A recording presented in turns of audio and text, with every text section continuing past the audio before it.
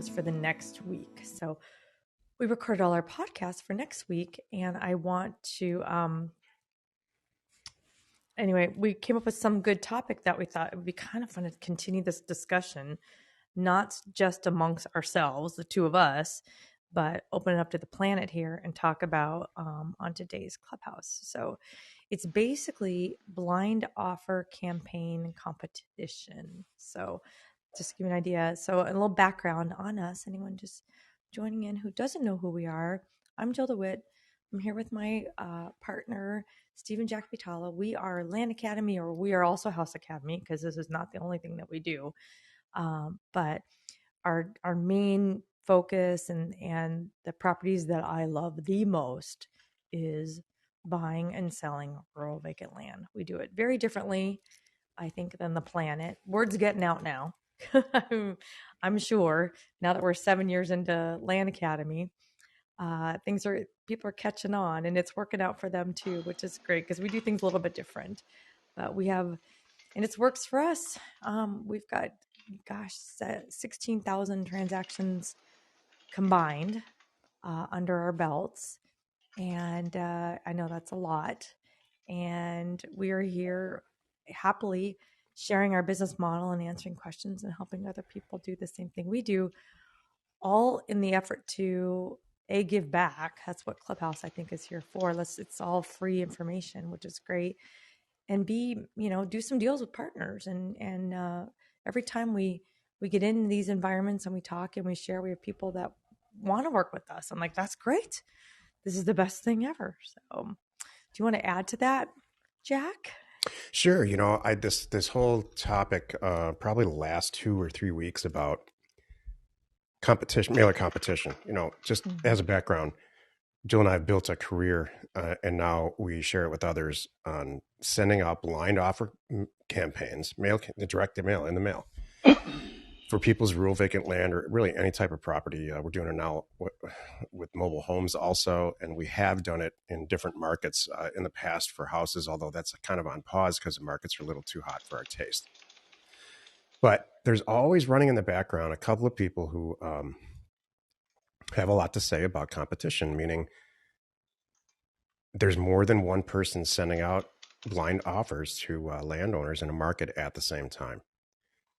And so I've always chuckled about it, but now I've chosen to be a little bit loud about it because it just cracks me up. I would love for someone, the next person who says, yeah, well, this landowner got 2 offers. I would love for them to take a look around and show me a business where there's just no competition at all. Right. And so, the easiest and simplest example is real estate agents. Think about, there's thousands in an urban market, thousands of people, thousands of licensed real estate agents going after a very finite number of potential listings to get listings in a market. And the person that wins has the most dynamic personality. It's always 1 or 2 or 3 really thriving brokerages in a market. And then there's like 50 or 60 or 70 brokerages, but 2 or 3 or 4 of them thrive. So that's the whole, the whole point there. If you're good at it and you're the best in the market, then you're going to do well. So this whole notion of competition, we've never felt it. And we just had the advanced member closed call, Land Academy call a couple of days ago. And there are a couple of people in there that, for every one person that says, yeah, I used to get 32% return on my mailer and I'm only getting 31% now.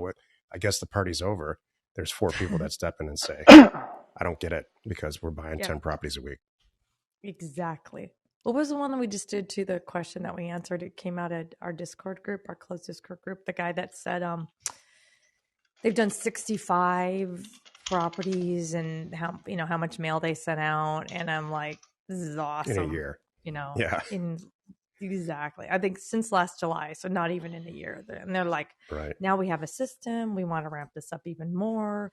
If you want to partner with us, we can handle it, bring it. I love it. It's so funny. Hi, Aaron. Nice to see you here. Just a little note.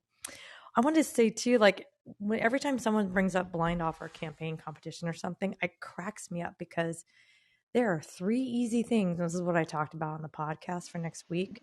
That solves it. Period. 1, answer the flippin' phone. I can tell you, how many times I'm getting deals because people are, I answer the phone. I know it. They call me, I answer. I win them over. I'm gonna kind of cut through my list real quick here, and we can talk more about this. I'd love to hear what everybody else to say too. It's too easy to win these people over and get them on your side. Have a little conversation with them, about them, what's going on, why they're selling the property, whatever. You can do this. Anybody can, and then act fast. I was just thinking today. Some people they spend too much time. We all know time kills deals, and you get a good deal coming back. And if you spend too much time thinking about it and making a decision, you could lose it, period. So my answer is, throw it in escrow and then figure it out. Like do your few minutes of due diligence, like, or 20 minutes or an hour, whatever it is for you. For us, it's like 5 minutes. And we can kind of tell, like, oh yeah, this is going to be good, or, whatever it is. Throw it in escrow, get the ball rolling. And then you could still decide if you have to. You could still make changes if you have to. But if I'm at that point too, I've got a really good feeling about it. I'm gonna throw it in escrow, and then so I've got the deal locked in. No one's going anywhere. My seller feels great. Things are moving. I'm just like I told him, hey, I definitely want it. Let's start the ball rolling right now. And then I'm trying to find something wrong with it. And then it's the best place to be in, I tell you. Hey Ray, how are you? You should be able to unmute if you want to and chat with. I think you are unmuted. So maybe we don't have audio on you, Ray. FYI. Do you have me, Jack? Yeah, I can hear you Okay. very well. Can you continue on, Joe, with some of the stories that you were telling on the podcast that we recorded about? Jill and I obviously own a ton of property at any given time, and so we get Mm-hmm. offers, blind offers from other people. And Mm-hmm. can you tell that story about the couple? There's a couple properties right now where you signed it and sent it back. Mm-hmm.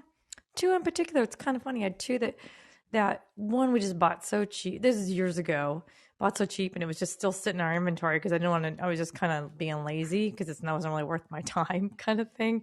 It's not enough money that an agent's going to get excited about it. So I'm like, all right, we just got to figure this out at some point.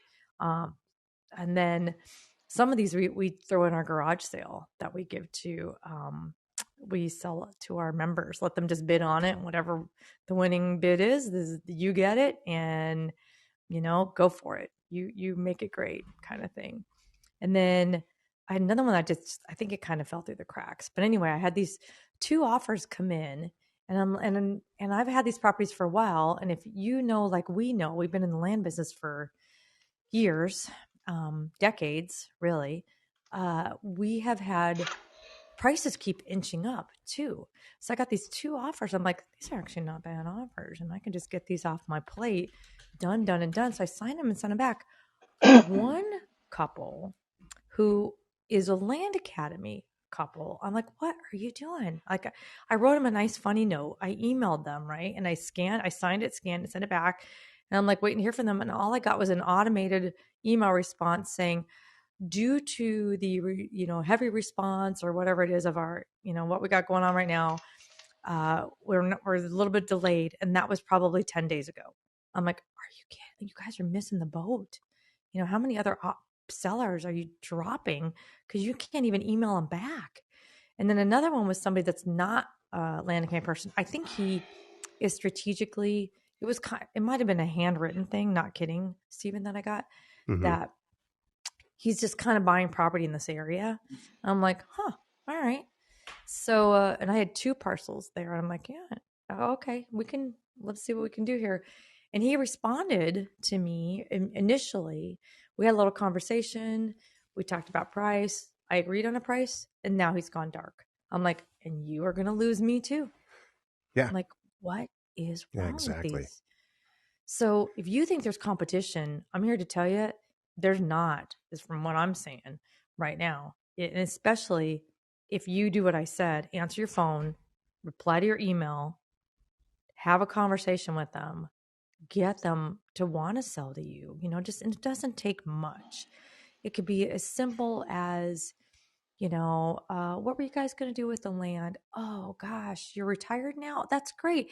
You're not going to let the I understand. What did you retire from? Well, how cool is that? You were a pilot, whatever. Dream it up. And just a few minutes like that, and now they really like you. And then you say, you know what? Give me a day. I need to check a couple things. What time can I reach you tomorrow? And what's the best number? And then you do your homework, and you call them back and say, you know what? I do love this. We're going to do this. And I'm opening escrow. Let me just make sure I've got everything right. Here's what you can expect to hear, and then move forward. And you have to be, our whole thing was too, I need you to be aggressive. I need you to really make these things happen. It's going to, this is the best possible thing too. Because when you buy it, we always say this, you win when you buy it. The reason you're doing this is because you're looking at the math going, oh my goodness, this guy's going to sell this to me for $25,000. It's worth $100. Holy cow. I need to get this in escrow. I don't know anything to happen. I don't want anybody changing their mind. I need to get this guy money in his pocket, and then I can just move on. So you've just got to be aggressive too. And if you do those things, then, and when it's in your name now, you can sit back and relax. But if you're doing it right, you've got 6 more that you're doing right after this one. So, and then the next thing you know, you look up and your bank balance is great. So there you go. I mean, I have to be, this is truth time for me. I don't like talking on the phone. I never have. I got through it in the beginning of my career, and I had to psych myself up for it every morning. I'm not exaggerating. So that's not my thing. I'm more the data person, but I fully realized that when Jill and I joined forces. So if you are not interested in returning phone calls like a maniac and having a massive dynamic personality on the phone to the point where the seller's got, in crazy extreme cases, 3 or 4 offers they're staring at because they've collected them over the years. Right. But he or she likes you the most. Yeah. Then they're going to call you back. It might even be for less money. So that's really, you need to find a partner, a business partner, or an employee that just loves to be on the phone. And if somebody said there's people in this world who love to be on the phone, like to me, I don't know, 10 or 12 years ago, I would have said you're off your rocker. They're just lying to you. That's just all they know how to do. They're probably pretty bad at math. And that's just not the case at all. Jill truly has a person that Jill's extremely good at everything. She's a pilot. She's good at a ton of technical type stuff, better than me in most of it. She just really likes to be on the phone. Thank you. I appreciate that. Hey, Eloy, how are you? Hey guys, Hi. quick question. Sure. What kind of response do you give people after they reach back out and they're trying to use other people's offers? Let's say it's in a very hot market like in Florida. They're trying to use other people's offers to leverage to increase your offers. The thing I've been doing, and I haven't been really seeing a lot of success. I always ask them, okay, sure, can you send me a copy of the other offers? And most of the time, they never want to reach out again, Mm-hmm. because I always say, let's match it. Let's see if we could do it. Or the offer's not even really viable anymore. The people never really reach back out, you know. So Exactly. how do This I manage that in very, very, very competitive markets? excellent question. So number one, I will not get in a bidding war. I'm not going to sit here and go back and forth and back and forth. So I made them an offer. So they're calling me saying, "Hey, just so you know, Jill, got your offer for $26,000. I have another one I'm staring at right now." Like, all right. Well, what is your new number then? Like, I'm just kind of like, I kind of don't really talk too much about that. I mean, I will, but it's like I don't want to get in a thing. It's like, all right, so $26,000 is not going to do it. We're obviously talking. You're talking to me right now for a reason. So, what is it going to take to get this deal done? Because that's really the point of it. And if they say 32, all right, let me see if I can make 32 work. If I can, I get back to you tomorrow before noon, whatever it is, kind of thing. And then get their commitment, and maybe even say, "Will you sign that? By the way, while I'm doing my homework." This is a good thing too. Get a little buy-in from them. Ask them to You've got my purchase agreement in your hand. Would you please cross off 26,000, write down 32, take a picture of it, scan it, whatever, get it to me. I'm going to call you by noon tomorrow. If I can make 32, then I have what I need and we're ready to go. And I will open escrow tomorrow. Done. And now I go back and try to see if I can make 32 work. And you know what? And depending on, like the numbers what if I'm buying for 25 and he says 32 because I know I can sell it for, 65, 70, 80 because it's worth more than that. I can make 32 work. I have no trouble with that. And then sometimes too, you're right. Things, Eloy, they work themselves out. Like I'll never forget this one.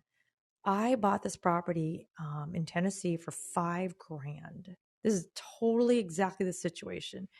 He calls me back. He's like, I got an offer for 25. I'm like, well, you know what? You should take it. Because I knew 25 was too much. And I said, then, we shouldn't even, like you should take 25.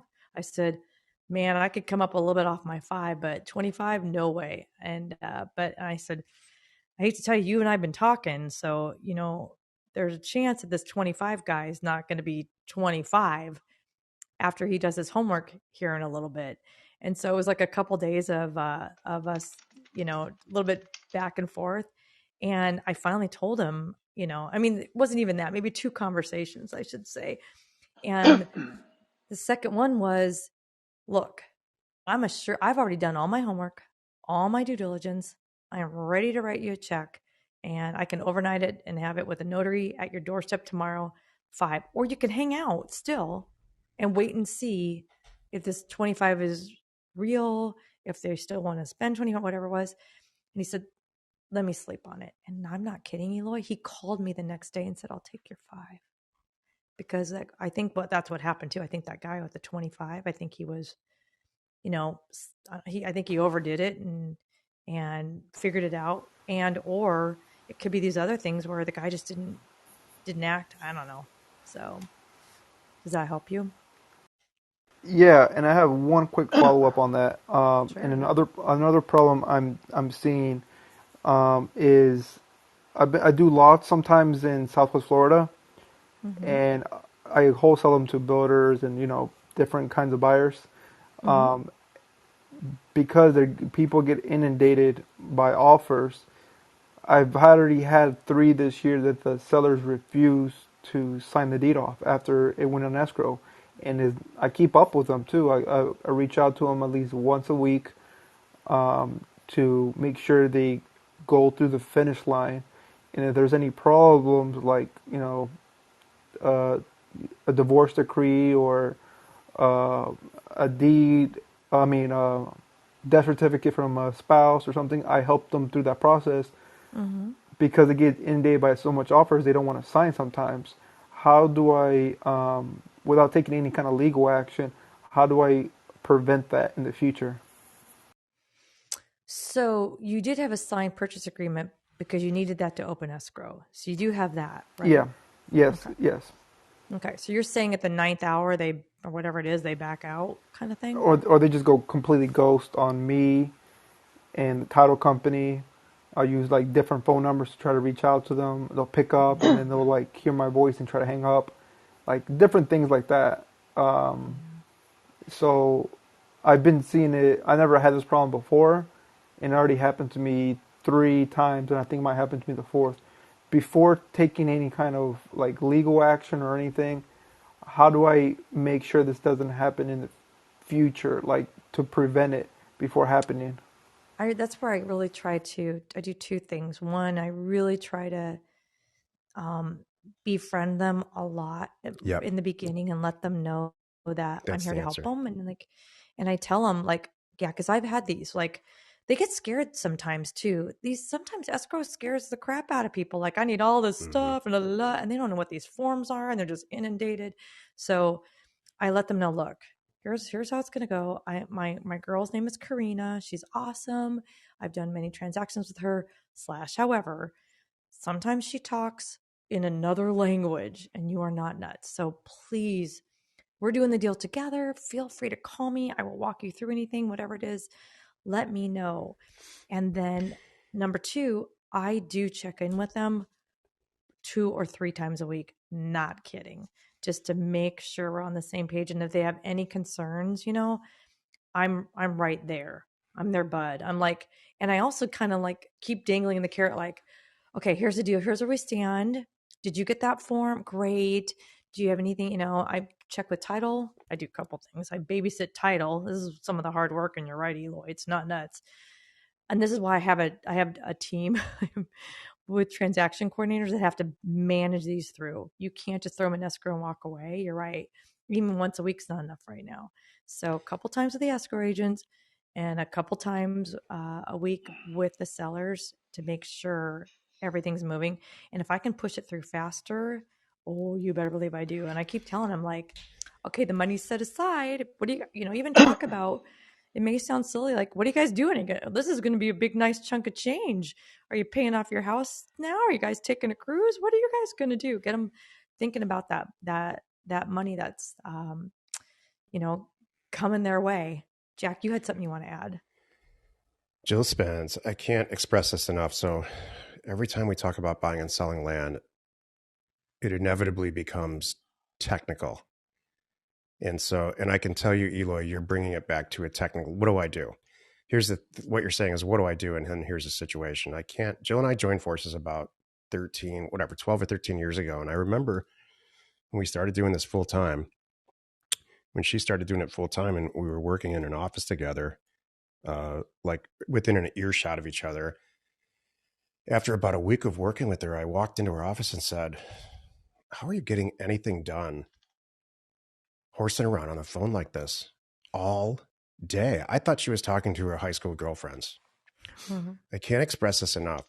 She'll spend 2 hours on the phone with the seller, maybe not 2 hours, but whatever, half hour, 45 minutes, asking them, about their dogs.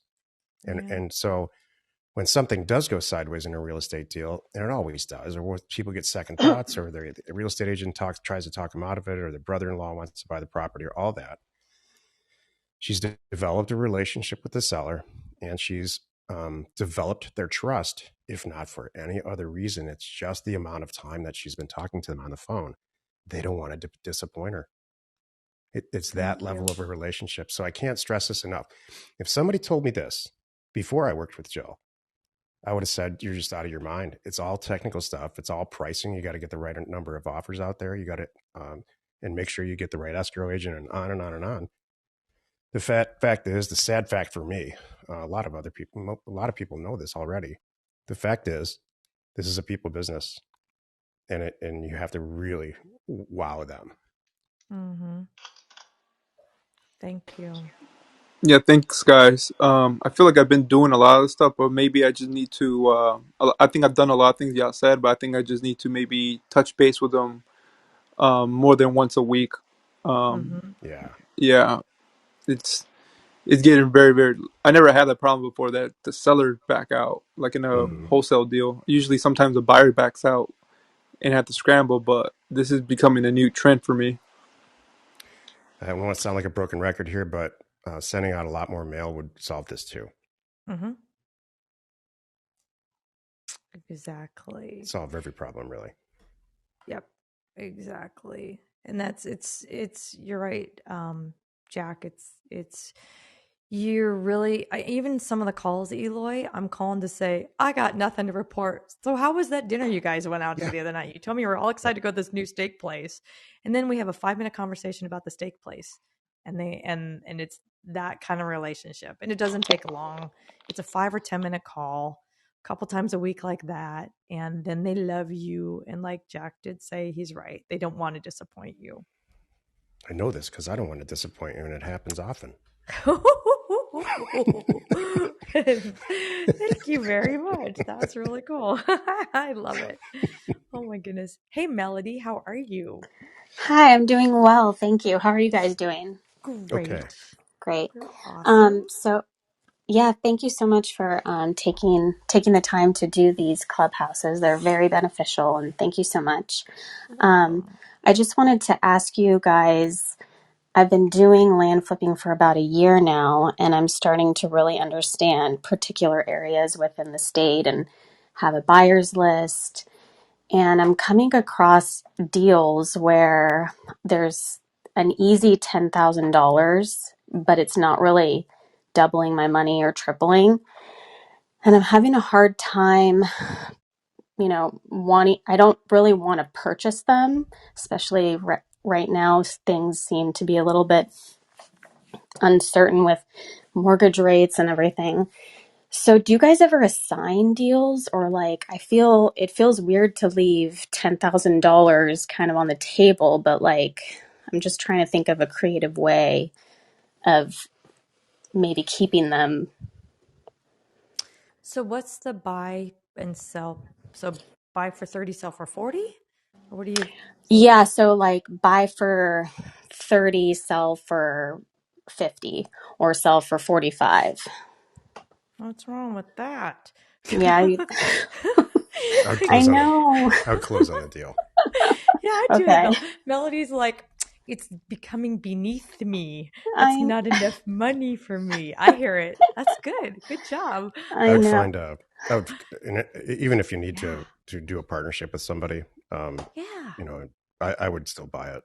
You would? Okay. Yeah. Yeah. Yeah, I'm Although just I will say this: $10,000 is kind of the universal standard for wholesaling not closing on it, but just optioning it out. And so, yeah. if you have the right buyer that understands all this right from the beginning, and you have it all in writing, we have a deal. I'm on the recipient side of this for properties in one state where we have a person in our group. They don't want to make tons and tons of money. Every deal that they comes in, they give it to me. They send it to me personally. I look at it and I say, I'll take this deal completely over and I'll pay you $10,000 out of escrow when we buy it. So if you could develop a great relationship, you said you have a buyer's list with maybe one or two Yeah. people that you trust and you've sold them property in the past. I don't think there's anything wrong with that. I wouldn't open escrow as you. In that case, I would turn it over to them and have them buy it for some number and then pay you. Yeah. Well, I mean, I have the signed contract from the seller for it.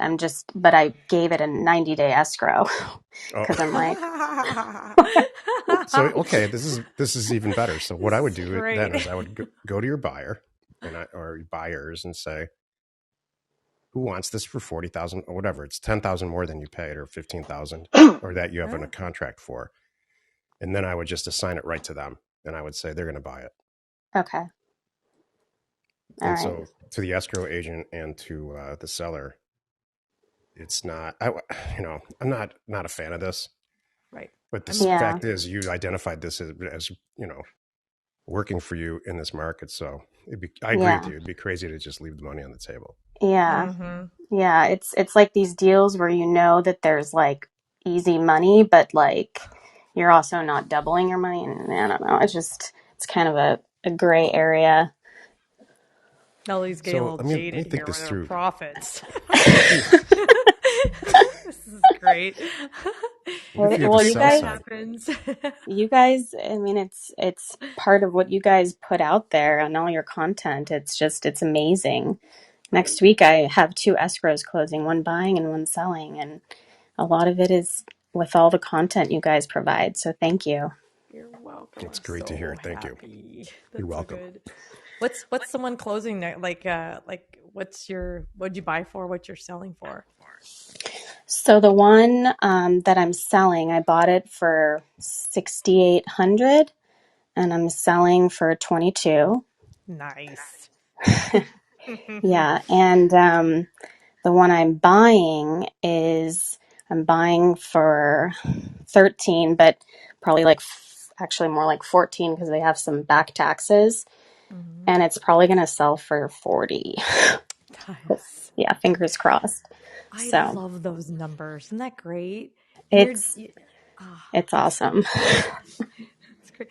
You could do one deal a month and not work that hard, and be like, "This is great." Now, what beach do I want to be on next month? Exactly. Oh, Exactly. So thank you guys for all of your help. I really appreciate it and all the content. you You're are welcome. so welcome. Thank you. Hey, Thanks. Ray, did it work? Hopefully you can unmute, and talk. Can you hear me? Yay, we Yeah. got you, Ray. Yes.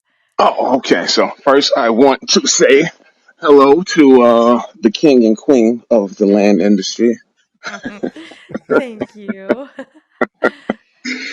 And for those that may be on the call, I just want to say that you guys are solely the reason why we are doing much better these days. I remember when we first got involved, we booked you guys for a call because we just couldn't figure things out. And I remember that call like yesterday, and you said, "Well, you guys have deals here. We just didn't know it."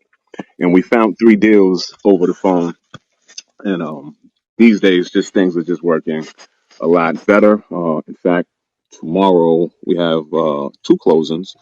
Tomorrow with a bunch of mail out and a bunch of things at escrow, and I couldn't be more thrilled. And I still feel like I'm brand new. More importantly, that's what's exciting about it to me. That I still feel like I'm just scratching the tip of the surface, and there's a lot more to go. That's great. It's great news. I'm glad it worked for you. I remember talking to you actually. Mm-hmm. Yeah, this Uh, mailer didn't work. I'm like, what the heck? What do you mean this mailer didn't work? What about this and this? we were so green that you don't know what you don't know. I mean, I think Oh, we were on the Thursday calls pretty much, and I think I don't know what podcast it is you guys are on, podcast 2000 and I mean 200,000. So yeah. one of the podcasts, I mean, I know Steve said first thing that you should probably do is get in and study the content. And maybe if we would have got in and studied the content first, because we didn't do that, maybe we would have recognized those deals on our first mailer. But it needed to happen Mm-hmm. for us to grow, and it did happen. And I don't let anything slip through the cracks. And these days, if it's a deal, I'm all over it. Great. I am That's so And I excellent. I glad. wanted to make a comment on what Jack had said about um, competition being some people may think there's competition. Well, from our experience, we were working one county, and we had a partner of ours who actually funded quite a few of our deals in the area because he knows the area really well. He was working the same county, and we went in before him at a higher price, and we got 0 deals. He went in after us at a lower price and got 4 smoking deals. And then he was working another county. We went in after him at a higher price, and he got 0 deals on the other county, and we got about 7 deals out of that county. So I don't know how this works or why it works that way, but as far as the competition, I think the mail sorts all that out, and Mm-hmm. people are ready to sell when they're ready to sell. Agreed. I swear sometimes I feel like somebody warmed them up for me or I Yeah, warmed them it's up for warming them up. them. It doesn't really matter. It's the day that they got my letter. Today's the day. Like, all right, yeah, this is the third one or the second one, or I know I threw it away and, I need the money now. My car just died, whatever it is, fill in the blank. Well, Well, I think one that county. you just made an argument, right, to send out a double mailer. There's a lot of people in our group that believe in double mailers, and it sounds like you might be one of them. We don't double mail our own county, but maybe we should try, Joe. I think that'd be fun. Maybe just to see. Well, I'm working a county now where it's my second time around. It's been 8 months apart from the first time. Now I'm back in that same county 8 months later, and the phone is ringing like they've never got these letters a day in their life. I love it. They don't remember. It's fun. That who does? I'm not going to remember the pizza coupon on my door if it's the same company this time and or 6 months from now. So that's great. Well, I tell you Well, what did happen is we got 8 months ago the deals that we turned down. 8 months later, those same people are signing and resending them back all over again. Isn't that nice? I'm so glad, Ray. That's like I always tell everybody, leave that door open. You may not be agree on the price right now today, but just say, hey, just hang on to my letter, throw it in your file, tape it on the fridge. If anything changes, I'm right here. And then here they come. see, that's why Jill and I are different because I burn as many bridges as possible. Ah, you're silly. I'm so glad, Ray. What numbers are you doing right now? Like, what's your I'm buying for this and selling for this. What's your sweet spot? Well, I mean, a sweet spot if I can just do it all day that way. We like 3 to 5 acres, and one great deal we did. We bought a 3 acre in Georgia for 4,800 and sold it for 25. I like those a lot. Love it. That's like zero risk. Mm-hmm. Yeah. $3,500. Let's just see what happens. Collect 25. You can do that all day. That's a great, great little gap to be in. Mm-hmm. Yeah, so if I can just do those, I'm very pleased that the deal tomorrow is we got one small one and one fairly sized one. We bought a 3.5 acre for 2,200, sold it for 6,500, and we bought a 8 acre for 24,000, and it sold for 50,000.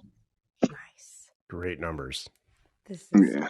great. I love it. I'm so glad. Hey, Cluster, I'm trying to invite you on the stage, so you should see. I know you raised your hand, so you should see a little pop up there that you can jump up when you're ready. Well, before they come up, Ray, like, so you're about a year old at this. Like, what would you say to some people that are just starting? We have a lot of new people. Um, I would say if you're just starting, I would say I know for us it was proof of concept. Um, you know, dive into the material. Um, really get to know it. I mean, the material is excellent. I mean, you pretty much are holding your hand in the beginning from the start of a deal to the end of a deal. Dive into the material, get to know it, get the mail out. That was our problem. We bought the program in 1 month and didn't make a move to 5 months later. Although we did have something else going on, but it wasn't, profitable as this. But I would dive in immediately into the material. I mean, there's plenty of things to dive into. We have, the Thursday calls. You have the podcast you guys do. I mean, and once you're on the inside, the portfolio of information is pretty much endless. It'll take you, years to get through everything.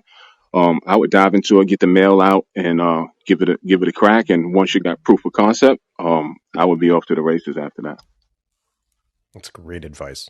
In other words, just do stuff, not just sit there. Yeah, yeah.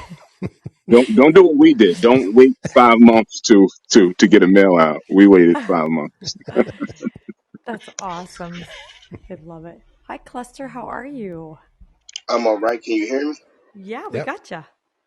Okay, I had a question as funding. Yeah. Yeah. Um, I've been looking at some properties and they're like over the counter through tax delinquents. Do you fund those? Would you fund those if you get title to them? Yeah. I'll look at it for sure. I mean, I built this long before Jill and I joined forces. I built this whole company on tax deed properties. So I'd be happy to, if you send them through our regular channels. Jill, we're on the regular channels these days. Mm-hmm. Yeah, so what that is you could either go to landfunding.com cluster and just there's a place to just put in the details there, or go to landinvestors.com. There's a place on there for deal funding and just fill it out. Put in, state, county, APN, everything you know about it, purchase price, what you think you could sell it for. Yeah, it's all kind of right there. And then we'll take a look at it and see. Okay, We because they're not. I only wanted to ask that because I know you guys usually like go direct to seller, and this would actually be dealing with the county. mhm. It's Here's a, the hey, bottom line. if I it's was a going to say, great deal, who cares where it came from? that's what I was just going to say. Cluster, no good deal is going to go to waste on our watch, There you go. regardless of where it came from. So, right there. Yep. I foreclosed on a tax lien. This is a ton of years ago. And it was all cut up into 40-acre adjacent properties in a relatively urban area. I bought the whole thing for $27,000, and I sold the 40s off individually on eBay for, geez, I made probably a couple $1 million on it. So No, I don't care if it's tax liens. We have to foreclose on it. We have to go get title insurance through tax title services. I don't care where it comes from. So because only reason why I asked that because I know doing it that way it could be a little bit more timely. If there's That's $100,000 of profit margin in it, and tax title services will, which they will, give us title insurance, and it takes 6 or 8 months to do the whole thing, we're in. mm-hmm. Okay, thank you so much. Yeah, you got it. Well, Corey. Hey, Corey, how are you? Hello, Jill. Hello, Steve. Hi. Hi. Uh, Thank you guys for all the information and the knowledge that you share. I had a quick question. So I've been in real estate for a number of years, and I recently, well, about a year and a half, 2 years ago, got into the land flipping business. Um, and what I'm coming across now is like probate situations or like airship situations. And initially I was just kind of walking away from them, but then like I started learning more about it. I got with a good title company, walked me through the process a couple of times. So now I'm like really familiar with the process. And my question is, like, when you guys run into like a seller that has a airship or probate situation, and like you're able, so I'm at the point now where I'm kind of able to solve the puzzle myself, in terms of the airship questionnaires and getting the airship affidavits drawn up. Like, how do you handle that? Um, like, do you guys do y'all do that at all yourself, or do you do that with an attorney? And also, like for myself, if I'm doing it myself, even though I know I'm going to make a profit on the deal, like should I be charging the sellers for that, or should that just be something that I do?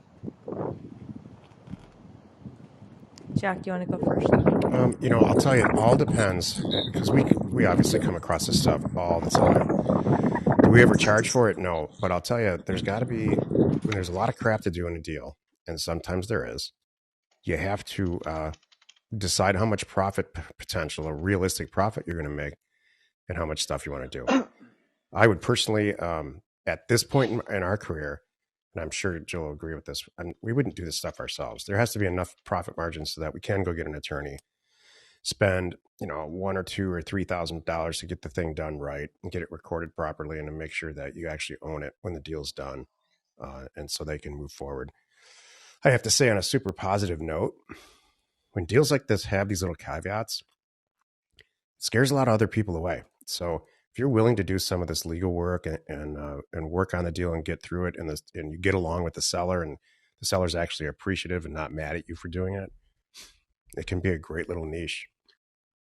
I was going to say the same thing. Ding, ding. Because now you've done one. There's Yeah. some states that are easy to undo this stuff, and some states are very difficult. So if you've got a state that you're working in or an area that you understand it and you build a little team, like you can call your guy and say, I got another one. Here we go. Same thing. Husband died. Here's the wife. Here's the situation. Da, da, da. I know it's going to be about 3 weeks again, right? Yeah. Okay, great. This is awesome because, yeah, a lot of people are going to walk away. And I think that's great. And you are really helping them. I Then think you can that's start to seek these issues out. I mean, no one talks about it for some reason on the air as much as they used to, but there's a probate office in every county, and they have, all kinds of assets that are in, people have recently passed away. And so we've never done anything like this, but there are ambulance chaser types real estate investors out there that are seek affidavit type properties like that out, make it a specialization. So I'm not advocating that at all. I'm just saying there's legal fix it type properties out there. People do it with access all the time, where property just doesn't have access, but they know how to specialize in getting legal access.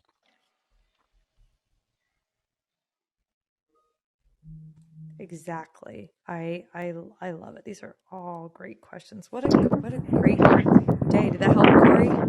Yeah, thank you guys for sharing. Like I said, I just everything you're saying is on point. Exactly what I'm going through. I had just recently got like my third or fourth one, and I was like, okay, the seller didn't want to go through with it because I think they needed two more Asher affidavits, and it was going to cost a little bit more money. And I was like, well, those two, I can get those done, and I think it was like $10,000 on the table. But she was like, well, they wanted to charge me $1,200 to do these, and I was like, well, I'll buy it, but if I'm gonna do it, then like what's it worth to you? Like she's getting ready to make $60,000 on the deal that she didn't even know anything about. Her grandfather owned, and the county contacted her, but she was like, Right. "Oh, I wouldn't pay you nothing to do it." I was like, "Oh well," so I just walked away from it. No, so I don't ever charge anybody for this service. I make sure it's baked into the deal. Like I know I offered you this, so here's a deal. I'll help you do this, but now my price is going to be I'm going to pay you this kind of a thing. And then I'm sure they probably know most people won't touch it or know what they're doing to touch it. Here's the Kind of thing. thing. Here's the beauty of these situations is that this is unsellable property. If they don't do this deal with you, Yes. the next person that comes, they're going to end up with a back tax scenario, and the next person that comes Yes. along, I can guarantee it, is not going to be willing to do this stuff. So it's a good Yes. opportunity for you to recoup all your costs and then some by reducing the price. Yes. Okay, And I would tell thank them you so that. much. Like, look, most people don't usually touch these. You probably already know that if you've talked to anybody else. They might say, "Yeah, I have." But look, I happen to be a pro in this area. I did 3 of these this month. I can help you, but like I said, here's my new price, and it's going to take a little bit longer, but we'll get it done. So, and I'm sure it's better than me walking away, isn't it? Yeah. Isn't $20,000 better than zero? Yeah. kind of Right. thing. So that's good. Okay. Well, That's cool. awesome. I'm gonna do that, and thank you guys for sharing. You're Please let us know how it welcome. goes. Yeah. Sure will. That's one of those things, Jack, that you and I talked about a while ago. Like, that's kind of a niche. We always say your niche is going to find you. Maybe we can end it on this here because I know, Jack, you have a meeting you got to get to. So, oh wait, you know what? I will take Scott's, but then we will, and then we'll do it. But so, Jack, when you have to go, you can split. But Okay, you get into this. I'll say thank you and goodbye in advance here. Go ahead. Okay, all right, Thank you, Jill. you got it. Right, but you get into this, and whether it's an area that's your niche, maybe you become a subdividing pro that's your niche. Maybe you find like you can do infill lots like nobody can. That's your niche. And like Corey here, solving these, probate problems, that could be Corey's niche, and that's great. And nobody else wants to touch it. So that's awesome. There's so many times I know all of you have heard us say this on our Thursday member call where I say, well, congratulations. I am not your competition because I'm not going to do that. And like even like Melody's niche, like I don't know if I want to even just do.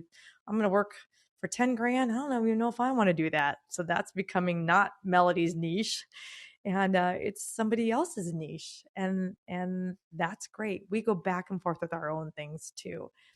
It's always changing, and now our niches are becoming. I'm going to get you up here, Scott. And now our niches are becoming, we call them bucket properties, where I have my primary business that's always going along, that my sweet spot, my favorite deals. I just do them all day long like clockwork. I don't even have to blink. It's just so easy, especially with my team. And then I have these one-offs. Like I might do, well, like clusters thing. All right, I don't. Those are not what I go seek out myself. But hey, cluster, you queue something up like that, and it's going to take a little bit of time, and you need some money to get it done. All right, I'm happy to do that. That's great with me. And then we'll be exploring in another bucket, some other different properties, different area, different kind of thing that we're working on, and it all works out. Hey Scott, how are you? You should be able to talk. So you are unmuted if your mic is working. I wonder if it's not me today. I wonder if it's Clubhouse. Because if you're not able to speak up, Scott, it may not be you. Because we had this a little bit earlier with Ray. may not be working. So why I'm gonna give Scott a minute here, see if he can do it. Anyone who's here with us right now and said, what the heck are you guys talking about this Thursday call? Today's Thursday. What? Yes. In an hour and 9 minutes from now, we hold our regular Land Academy closed video Zoom live member call. And it is so much flippin' fun. We usually go at least an hour and a half. And if you've never done this, we would love for you to have it. You are welcome to join us and jump in the room, see what kind of deals we're talking about. Jack and I are right there on the screen, and you can ask us questions. We look at properties and we do all like screenshots and here's why I like this property. Here's why I don't like this property. You guys see what's going on right on the back of it here. Here's the slope, whatever it is. And then we look, here's the numbers. Here's why I think you priced it too high, or here's why I think you could ask even more when you sell it, fill in the blank, all that kind of stuff. Any kind of questions we have about deals or just doing our normal business, kind of this next level. You're welcome to join us. Just send a note to support@landacademy.com and my team will hook you up. They'll reply back and get you the Zoom link so you can log into our call happening here in an hour and 8 minutes. I'm going to say, hey, Scott, can you do it? I'm going to guess no. Okay, shucks. All right, Scott. Well, tell you what, reach out. Whatever question you do have, Scott, I'm sorry we couldn't get you, but you could reach out to us, support@landacademy.com, and my team will get it to us. Or if he wants to use that email, if you want to be on our call today. And I'm gonna wrap it up here. This has been another awesome chat. I appreciate every one of you, and I appreciate Clubhouse for this environment. This is so much fun for us because when we do our podcast, it's just us, and I don't get to have the live questions. So, man, when Clubhouse came around, this was just like a savior to us. I really love this. So, we're here the first and third Thursday of every month at 12 o'clock Pacific time. I'm going to sign off, get ready for our member call, and I hope you all have a great Cinco de Mayo. And for your moms out there, a great Mother's Day weekend.